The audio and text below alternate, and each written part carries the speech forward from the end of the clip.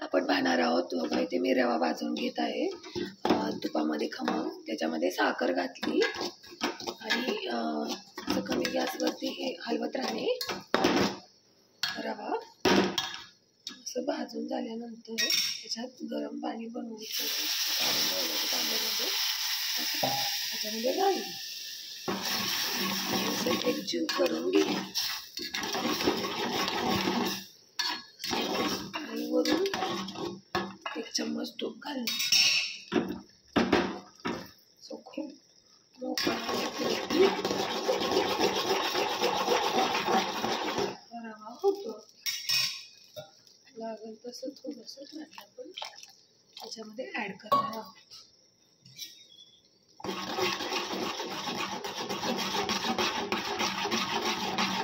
एकजीव केल्यानंतर गुठल्या वगैरे होत नाहीत. आपण अजून तूप ॲड करणार आहोत. बघा मी कालच म्हशीचं तूप बनवले, म्हशीच्या साईजचं. त्याच्यामध्ये आपण तूप अजून ॲड करणार आहोत. तूप शरीराला खूप छान असतं ना, खाल्ल्याला चांगलं असतं, शक्ती येते. सासूबाईंना जर असं खावाटे ना म्हटलं बनव असं फ्लफी बनवतो. या माझे मायबाप खायला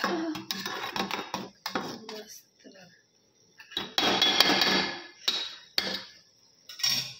थोडासा बनवायला का ना टोपण बनवला, तर मी कढईतच बनवली.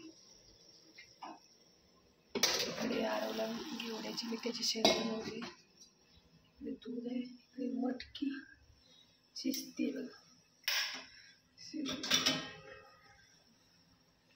मटकी रसा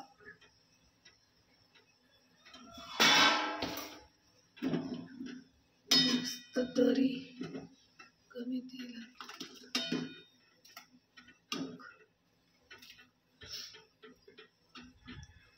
कोट लागले ना, भाजी खूप शेगडीवरती उकळी.